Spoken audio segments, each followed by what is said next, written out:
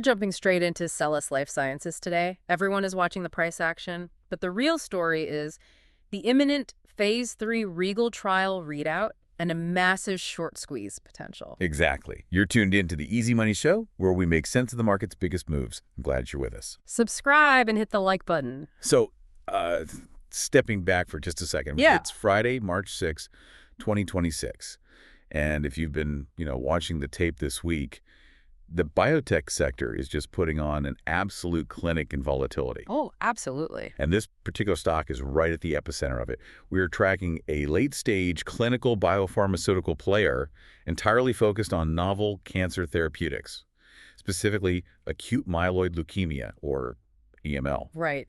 And the market response heading into this catalyst has been, well, it's been nothing short of explosive. Aggressive is almost an understatement here, honestly. For anyone tracking the chart, this stock is up over 200% in just the last 6 months alone. Yeah, we're talking about recent daily jumps pushing past 15.4%. You've got pre-market gaps of 11%, sustained weekly gains dating back to, the start of January? Right around there, yeah. But what really stands out to me isn't just the price appreciation, it's the liquidity.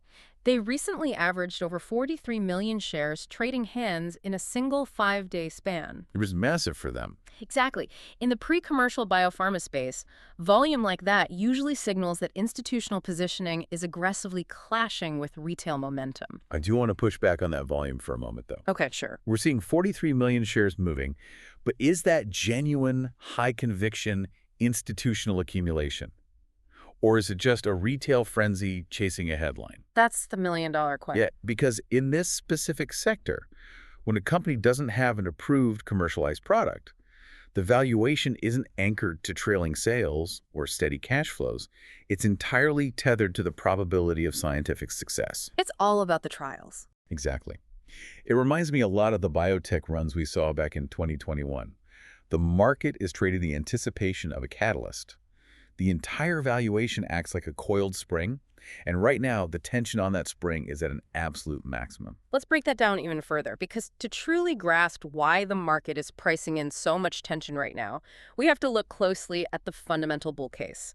And that begins with the medical innovation underpinning their competitive moat. Right, the science. Sellas Life Sciences has anchored its pipeline on proprietary intellectual property in cancer immunotherapies, specifically targeting AML. And to understand the stakes for you guys listening, you really have to understand the disease itself. AML is a notoriously vicious leukemia.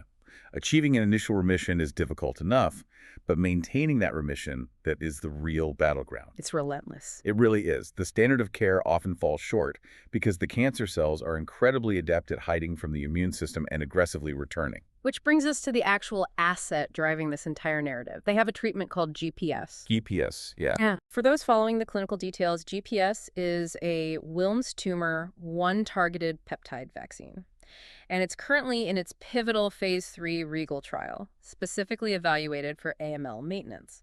The REGAL trial. Yes, the REGAL trial. Now, WT1, the Wilms tumor 1 protein, is a fascinating target because it is heavily overexpressed in leukemic blasts and many solid tumors, but it's barely present in healthy tissue. That selectivity is essentially the holy grail in oncology. Yeah. The mechanism of a targeted peptide vaccine like GPS is basically an educational program for the patient's own immune system. I like that analogy. Yeah, you are taking a patient who has already achieved remission, right?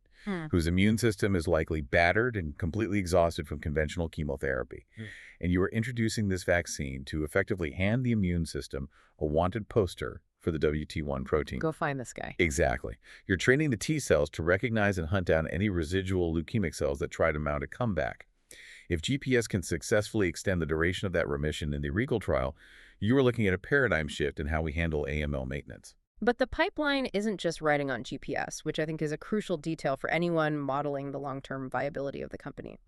We also have to look at SLS 009. Right. This is a secondary asset. This is their secondary pipeline asset, and it's generating a totally different kind of buzz. SLS 009 is a CDK9 inhibitor. They recently put up some highly compelling Phase 2 data using this in a combination therapy with azacitidine and venetoclax. And that combination is incredibly strategic. Venetoclax, as many of you know, is a staple in leukemia treatment. It's a BCL2 inhibitor that essentially strips away the cancer cell's survival proteins, forcing it to undergo apoptosis. Cell suicide, basically. Precisely. Self-destruction. Aceclidine is a hypomethylating agent that changes how the cancer cell expresses its genes. But the problem with these therapies is that AML is notoriously adaptable. The cancer eventually builds resistance. It always finds a way around it. It does. By introducing a CDK9 inhibitor like SLS009, you are effectively blocking the transcriptional pathways the cancer uses to survive and adapt. You're cutting off its escape routes. And they are aiming the specific combination at relapsed or refractory AML patients. These are patients who have exhausted the standard therapies. The options at this stage are, frankly, bleak. Very bleak. By stepping into this severely underserved niche and showing promising phase 2 efficacy, the company is positioning itself for a massive first-mover advantage. If you can prove efficacy in the refractory population, the FDA tends to look very favorably on fast-tracking those solutions. A first-mover advantage in refractory oncology is incredibly lucrative, there's no doubt. But we have to ground this in the financial reality of where the company currently stands today. The numbers. Yes. If you pull up the income statement, it requires a strong stomach. We're looking at a company generating virtually zero revenue, maybe $1 million annually on the high end from licensing or grants. Yeah, 0 to 1 million. And the pre-tax profit margin sits at an eye-watering negative 1,460.9%. For a traditional value investor screening for cash flow, those metrics are an immediate disqualifier. Sure, but screening a pre-commercial biotech with traditional value metrics is like judging a software startup by its manufacturing output. It's just the wrong framework. Fair point. What institutional investors are actually auditing here is capital efficiency. How far can management stretch a dollar? And if we look past the raw negative margins, the granular financial discipline is actually quite strict. They run a tight ship. They really do.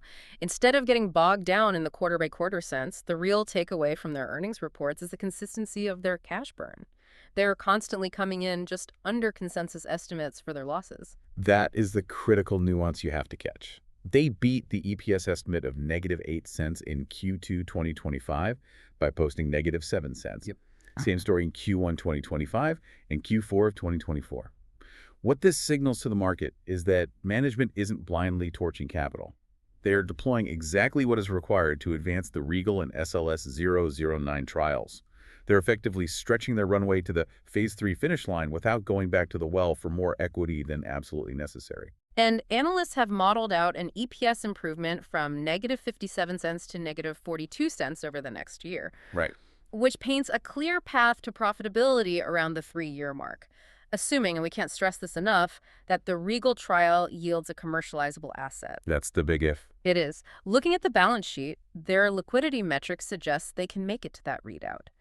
Depending on how aggressively you classify their short-term assets and financing cash, their current ratio sits somewhere between a conservative 1.72 and a highly liquid 8.3. So they have some breathing room. Exactly. The point is, they aren't facing a liquidity crisis this week.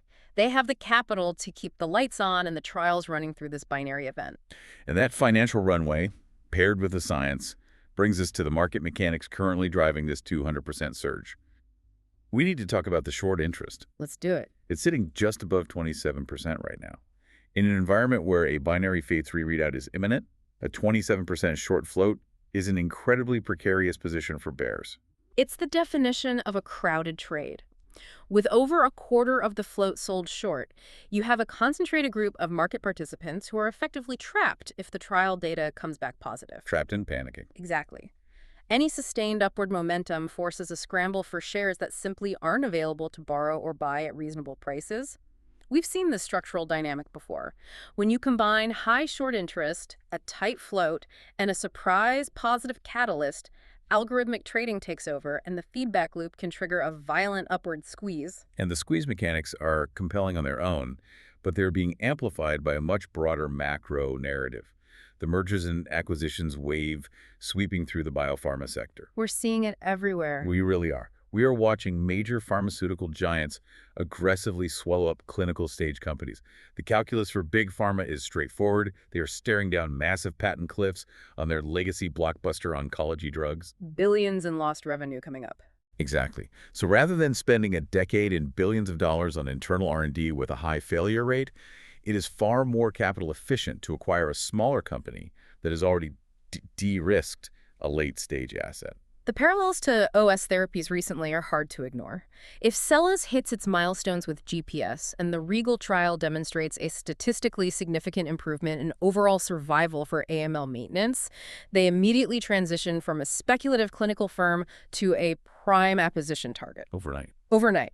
Big pharma pipelines are starved for novel immunotherapies, especially ones with a mechanism as clean as WT1 targeting. Looking at the flip side, let me rephrase that. Looking at the flip side, we cannot let the M&A speculation or the squeeze mechanics distract from the structural risks, because the downside here is absolute. I'm glad we're pivoting here, because we have to respect the binary risk. We talked about the biotech euphoria of 2021 earlier. We all saw what happened when companies trading at sky-high valuations suddenly received a dreaded complete response letter from the FDA, or simply missed their primary endpoints. The floor falls out instantly. It's brutal. And that is the existential threat hanging over this stock.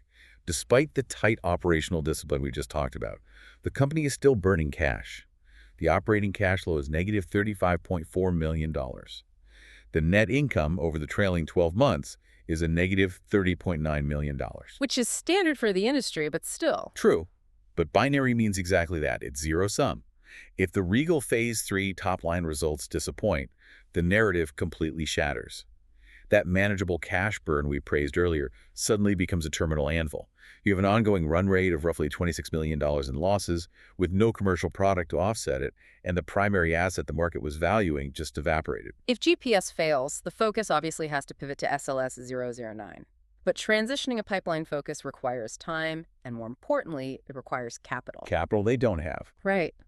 Because the company pays no dividends and operates with deep negative free cash flow, every single dollar goes back into the clinical engine. If they need to extend the REGAL trial, or if they have to pivot entirely to the Phase 2 program, they will need a longer financial runway. And a pre-commercial company with a broken primary asset only has one real way to raise that kind of capital. They have to issue more equity into a collapsed share price. The dilution risk here is profound. If the stock takes a 60 or 70% haircut on bad trial data, the number of shares they would have to issue just to raise a year's worth of operating capital would severely dilute existing shareholders. It's the death spiral. It really is. Your slice of the company shrinks dramatically just to keep the secondary pipeline alive.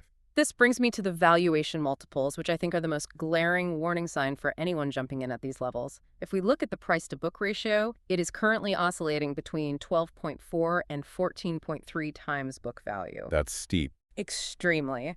For a mature revenue-generating company, a P/B of 2 or 3 is standard.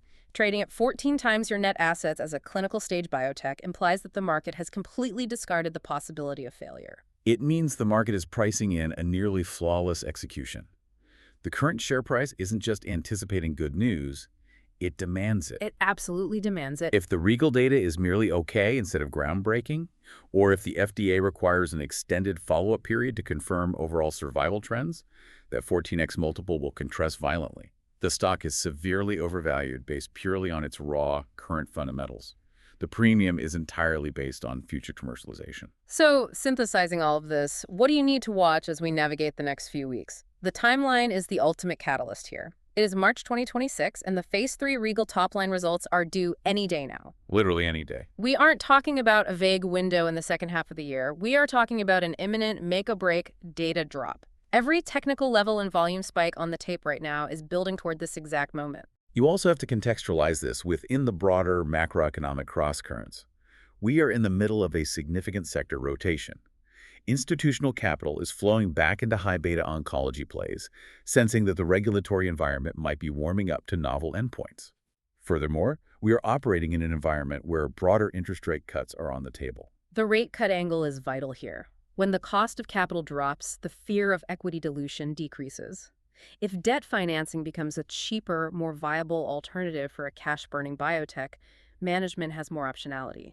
They don't have to dilute shareholders at the worst possible time. However, we need to balance that macro optimism with the actual filing data.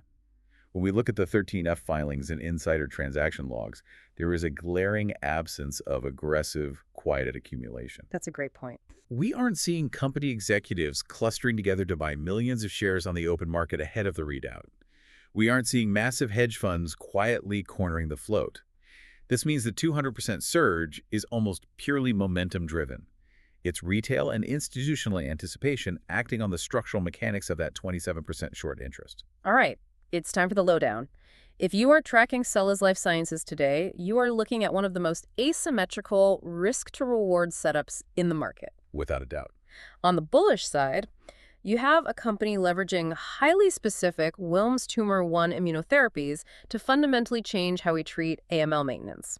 They have a first-mover advantage in the refractory space with their CDK9 inhibitors, and the tape is perfectly primed for a violent short squeeze if the REGAL trial data delivers. Balancing that, however, is the sheer gravity of a binary event. The company is burning through over $35 million in operating cash flow with zero revenue. They are trading at a staggering 14 times book value, meaning the market has priced in a flawless victory. Yeah, perfection. If the phase 3 data misses the mark, the valuation will collapse, and the subsequent need for capital will lead to punishing shareholder dilution. It is the ultimate high-wire act. Which leaves us with a totally different question to ponder as we wait for the data. If the broader M&A surge is swallowing up biopharmas left and right, what does a successful REGAL trial mean, not just for Sellas Life Sciences, but for the entire landscape of AML treatments? It changes everything. Could a positive readout immediately trigger a bidding war among major pharmaceutical giants desperate to backfill their oncology pipelines? It's something you really have to think about. It's a systemic inflection point, and the data could hit the wires at any moment. Thank you for joining us on the Easy Money Show today. Keep your eyes glued to the tape over the next 30 days because the market is going to move fast on this one. Stay informed, stay sharp, and we'll see you next time.